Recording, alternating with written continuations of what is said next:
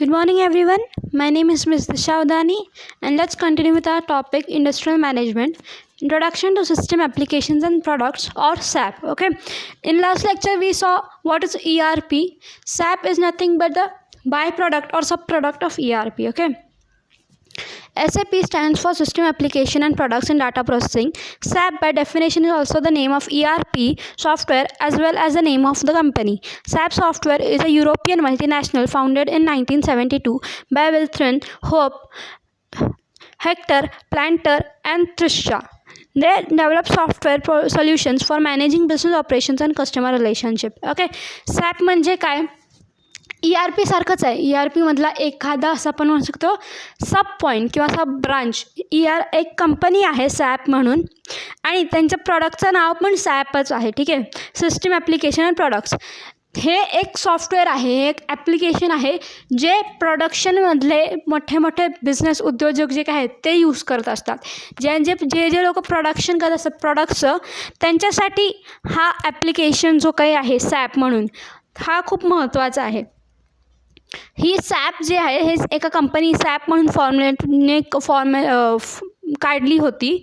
तर त्यांनी 1972मध्ये हे सॉफ्टवेअर डेव्हलप केलं होतं आणि आता सॅप हा मार्केटमधला सगळ्यात नंबर 1 ॲप्लिकेशन सिस्टीम आहे ऑर्गनायझेशनसाठी जे प्रोडक्शन करतात. Okay, SAP system consists of number of fully integrated modules which covers virtually every aspect of business management. तर SAP ERPच आहे, दुसरं काही नाही आहे. तर SAPने सगळं जे काही मॉड्यूल्स आहेत ते सगळ्या प्रकारच्या बिझनेस ॲक्टिव्हिटीजसाठी केलेले आहे. म्हणजे प्लॅनिंगचं वेगळा ॲप आहे, त्यानंतर काय म्हणू शकतो प्रोडक्शनचा वेगळा आहे, ट्रान्सपोर्टेशन वेगळं आहे, रॉ मटेरियलचं वेगळं आहे. सगळ्या गोष्टींसाठी हा SAP तयार केलेला गेला आहे. ठीक आहे, मॅन्युफॅक्चरिंग आणि या सगळ्या गोष्टी ज्या आहेत त्याच्यासाठी हा ॲप तयार केला गेला आहे. SAP is number 1 in ERP market. As of 2010 SAP has more than 1,40,000 installations world wide and over 25 industry specific business solutions and more than 75,000 customers in 120 countries. तर सॅप जे आहे हे वेगवेगळ्या बिझनेससाठी 25 प्रकारचे वेगवेगळे बिझनेस जे आहेत, इंडस्ट्रीज आहेत, त्यांच्यासाठी वेगवेगळे ॲप्लिकेशन्स काढले आहेत. म्हणजे आपण म्हणू शकतो फूड प्रोडक्शनसाठी एक वेगळा ॲप आहे.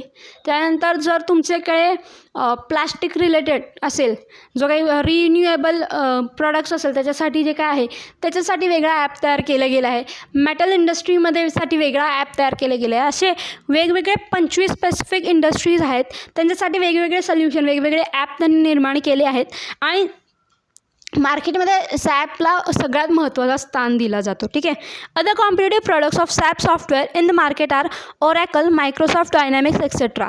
तर सॅप जी आहे ही फक्त एक कंपनी नाही आहे, पण एक सॉफ्टवेअर पण आहे आणि सॉफ्टवेअरची कंपनी पण आहे. ठीक आहे, तर फक्त सॅप ही एकुलती एक कंपनी नाही आहे. सॅप बरोबर अजून ओरॅकल पण आहे, मायक्रोसॉफ्ट डायनॅमिक्स पण आहेत, जे सिस्टम ॲप्लिकेशन अँड प्रोडक्ट्स ह्याचं सॉफ्टवेअर डेव्हलप केलं आहे त्यांनी. आणि ते ॲप वापरून सॅप जो काय ॲप आहे तो आपण वापरून आपलं जो काही प्रोडक्शन बिझनेस आहे त्याच्यामध्ये उपयोगीत आणू शकतो आणि त्याच्यामुळे आपलं जो काही फंक्शनिंग आहे पूर्ण ऑर्गनायझेशनचं तो स्मूथ वेमध्ये चालतो आहे. सॅप हा ERP सारखंच आहे, ERPमधला एक वेगळा भाग म्हणू शकतो. सॅप आणि ERPचे सिमिलॅरिटीज सगळे सेम आहेत, त्यांचे तोटे, त्यांचे फायदे, त्यांचे महत्त्व हे सगळं सेम आहे. Okay, system application products business processes including SAP ERP are operations, sales and product distribution, material management, production planning, logistic execution and quality management, financial accounting, management accounting, financial supply chain, human capital management, training, payroll, e-recruiting and corporate services, travel management, environment, health and safety and real estate. तर सॅपमध्ये काय काय processes आहेत आपण त्याच्याबद्दल डिटेलमध्ये इथं दिलेलं आहे. पहिला आहे ऑपरेशनसाठी जो काही रोजचं काय म्हणू शकतो प्रोसेस आहे ऑर्गनायझेशनची निर्मिती करण्याची जे काही प्रोसेस आहे, क्रिया आहे, त्याच्यासाठी वेगवेगळे मॉड्यूल्स आहेत. जसं सेल्स अँड डिस्ट्रीब्युशनसाठी वेगळा मॉड्यूल आहे, मटेरियल मॅनेजमेंट म्हणजे जो काही कच्चा माल आहे त्याच्या मॅनेजमेंटसाठी वेगळं मॉड्यूल आहे. त्यानंतर प्रोडक्शनचा वेगळा, प्रोडक्शन प्लॅनिंगसाठी वेगळा मॉड्यूल आहे. लॉजिस्टिक एक्झिक्युशन म्हणजे काय, एक्झिक्युशन म्हणजे काय, माल आणणे आणि माल देणे ह्याच्यासाठी जो काही ट्रान्सपोर्टेशन आहे त्याच्यासाठी वेगळा ॲप आहे, वेगळं मॉड्यूल आहे. आणि क्वालिटी मॅनेजमेंटसाठी आहे. क्वालिटी मॅनेजमेंट म्हणजे काय, क्वालिटी मॅनेजमेंट म्हणजे आपल्याला ज्या लेवलची कार्य हवं आहे किंवा आपल्याला ज्या लेवलची क्वालिटी हवी आहे प्रॉडक्ट्समध्ये त्याचं कंपॅरिझन, त्या बेंचमार्कचं कंपॅरिझन आपल्या ॲक्च्युअल प्रॉडक्ट्सशी करणारं हा मॉड्यूल आहे. ठीक आहे. ह्याच्या क्वालिटी मॅनेजमेंटमध्ये आपल्याला जी काही क्वालिटी हवी आहे आपल्या प्रॉडक्टची ते कंपेअर करतं जी आपल्याकडे ऑलरेडी क्वालिटी आहे आणि त्याप्रमाणे आपली जी क्वालिटी आहे आपल्या प्रॉडक्टची ती मेंटेन राहते. ठीक आहे. त्यानंतर फायनान्ससाठी पण वेगवेगळे मॉड्यूल्स आहेत. फायनान्शियल अकाउंटिंगसाठी वेगळा मॉड्यूल आहे, मॅनेजमेंट अकाउंटिंगसाठी वेगळा मॉड्यूल आहे आणि फायनान्शियल सप्लाय चेन मॅनेजमेंटसाठी आहे. ठीक आहे. फायनान्शियल अकाउंटिंग म्हणजे काय, बेसिक जो काही अकाउंटिंग आहे त्याच्यासाठी. मॅनेजमेंट अकाउंटिंग म्हणजे काय, प्रत्येक विभागामध्ये किती खर्च होतो आहे, कुठं खर्च होतो आहे, कसा खर्च होतो आहे, प्रत्येक डिपार्टमेंट जी काय आहे, म्हणजे प्रोडक्शन डिपार्टमेंटमध्ये किती खर्च होतो आहे, प्रोडक्शन डिपार्टमेंटचा अकाउंटिंग. त्याच्यानंतर सेल्स डिपार्टमेंटचं अकाउंटिंग, त्यानंतर मॅनेजमेंट अकाउंटिंग. या सगळ्या गोष्टी हे जे आहेत ते मॅनेजमेंट अकाउंटिंगमध्ये येतात. त्याच्यानंतर financial supply chain management. Financial supply chain management म्हणजे काय, आपलं कॅपिटल कुठून येतं आहे, डिबेंचर्स, सपोज आपण डिबेंचर्स आणि शेअर्स हे घेत असतो मार्केटमध्ये, आपण डिबेंचर्स आणि शेअर विकतो आहे आणि त्या थ्रू आपल्याला पैसे मिळतात, त्या थ्रू आपल्याला कॅपिटल मिळतो आहे इन्व्हेस्टमेंटसाठी. तर त्याचा जो काही सप्लाय आहे त्याच्या मॅनेजमेंटसाठी पण वेगळा मॉड्यूल आहे. त्याच्यानंतर ह्युमन कॅपिटल मॅनेजमेंटसाठी म्हणजे जे काही आपल्याकडं ह्युमन रिसोर्स आहे, जे काही आपल्याकडे ह्युमन आहे, जे काही आपल्याकडे लेबर आहे किंवा मॅनेजर्स आहेत किंवा मोठ्या CEOs आहेत त्यांच्यासाठी पण आपल्याकडे वेगवेगळे मॉड्यूल्स आहेत. त्याच्यामध्ये आहे ट्रेनिंगचा वेगळा मॉड्यूल आहे, पेरोलचा वेगळा मॉड्यूल आहे, रिक्रुटिंगचा वेगळा मॉड्यूल आहे. ट्रेनिंगचा मॉड्यूल म्हणजे काय, कुठले आपले जे काही एम्प्लॉईज आहेत ते किती ट्रेंड आहेत, त्यांना कुठं ट्रेनिंगची गरज आहे. पेरोल म्हणजे काय, पेरोल मॉड्यूलमध्ये तुम्हाला वेगवेगळे म्हणजे प्रत्येक डिपार्टमेंटच्या माणसांना किती पे द्यायचं आपण ते भरून ठेवतो आणि त्याच्यानंतर त्यांना तेवढं पे मिळालं आहे का नाही, कुठं त्यांना ओव्हरड्यूज होतात, कुठं त्यांना पे करायचं, कुठं त्यांचे पैसे कमी होणार, या सगळ्या गोष्टी ज्या आहेत पेरोलशी रिलेटेड त्या ह्याच्यामध्ये आपल्याला मिळून जातात. त्याच्यानंतर रिक्रुटिंग म्हणजे काय, ऑनलाईन पद्धतीने आपण जे काही नवीन एम्प्लॉय करणार आहोत, नवीन एम्प्लॉईजला रिक्रूट करणार आहोत त्याच्यासाठी कंप्लीट वेगळा मॉड्यूल आहे. ठीक आहे. त्यानंतर कॉर्पोरेट सर्व्हिसेसमध्ये काय काय आहे, travel management, environment, health and safety आणि रिअल इस्टेट मॅनेजमेंट. तर कॉर्पोरेट सर्व्हिसमध्ये वेगवेगळे मॉड्यूल्स आहेत. ट्रॅव्हल मॅनेजमेंट म्हणजे काय, आपल्या बिझनेससाठी जे काही ह्युमन रिसोर्स आहे ते ट्रॅव्हल करते. सपोज आपले वेगवेगळे ब्रांचेस आहेत, एक मुंबईमध्ये आहे, एक एक दिल्लीमध्ये, एक सिंगापूरमध्ये. तर आपले जे काही CEOs आहेत किंवा आपले जे काही मॅनेजर आहेत, जर त्यांना एका ब्रांचमधून दुसऱ्या ब्रांचला जायचं आहे, दुसऱ्या ब्रांचमधून तिसऱ्या ब्रांचला जायचं आहे, तर त्यांचं जो काही ट्रॅव्हलिंगचा आहे त्याच्यासाठी ट्रॅव्हल मॅनेजमेंट वेगळं आहे. नंतर एन्व्हायरमेंटमध्ये जे काही लिगल ॲस्पेक्ट्स असतात एन्व्हायरमेंटमध्ये किंवा एन्व्हायरमेंटल ॲस्पेक्ट्स असतात, लाईट इलेक्ट्रिसिटी व्यवस्थित आहे का, सॅनिटायझेशन व्यवस्थित आहे का. हेल्थ अँड सेफ्टीमध्ये पण हेल्थ अँड सेफ्टीमध्ये त्यांना जे काही म्हणूया आपण इन्शुरन्स केवढा काढायचा आहे ॲज पर गव्हर्मेंट रूल्स तेवढा आहे का प्रत्येक एम्प्लॉईला इन्शुरन्स काढलेला, त्यानंतर त्यांची सेफ्टीचं काळजी घेतली गेली आहे का, त्यांना प्रॉपर सपोज प्रोडक्शन करतात तेव्हा त्यांना ग्लोव्स किंवा गॉगल्स यांची जर गरज असेल तर त्यांना ते प्रॉपर मिळाले आहेत का. या सगळ्या बारीक बारीक वेगवेगळे मॉड्यूल्स तयार केले गेलेत आणि त्यावरून आपल्याला कळतं की आता आपल्या ऑर्गनायझेशनला कुठल्या गोष्टीची डिमांड आहे, कुठली गोष्ट आहे आणि जर आपल्याला पुढं कुठं इन्क्रीज करायचं ते कसं इन्क्रीज होणार. ठीक आहे. तर ह्याच्यामध्ये आपण वेगवेगळे मॉड्यूल्स बघितले SAPमध्ये काय असतात. ठीक आहे.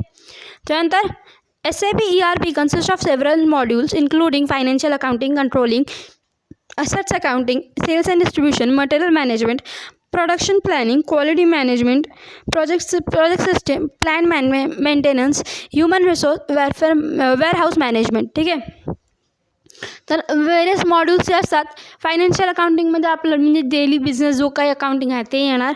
न कंट्रोलिंगमध्ये काय येणार, आपण कुठल्या सगळे जे स्टेप्स करतो आहे त्याचा आपल्याला डिझायर्ड रिझल्ट आणि त्याच्यामध्ये आपला जो काही रिझल्ट आहे डिझायर्ड रिझल्ट आणि ॲक्च्युअल रिझल्ट याच्यामध्ये कंपॅरिझन होत असते. आणि ह्या दोन्हींचं कंपॅरिझन झाल्यानंतर आपल्याला आउटपुट कळत असतं की बाबा आपलं प्लॅनिंग आपलं जे काही आउटपुट आहे ते आपल्या डिमांडप्रमाणे आहे का, ते आपल्या स्टँडर्ड्सप्रमाणे होत आहे का. त्यानंतर असेट मॅनेजमेंट किंवा असेट अकाउंटिंग और असेट मॅनेजमेंट म्हणजे काय, जे काही आपल्याकडे असेट्स आहेत, जे काही मशिनरी आहे, जे काही प्लांट आहे, जे काही लँड आहे त्याचे अकाउंटिंग म्हणजे आपल्याला पुरेपूर वापर होतो आहे का, जे काही आपले असेट्स आहेत त्याच्याबद्दल.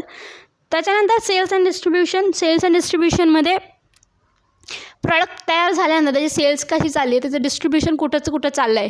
म्हणजे आपली ब्रांच आहे बॉम्बेमध्ये आणि आपण ऑल ओव्हर इंडियामध्ये सेल्स करतो आहे.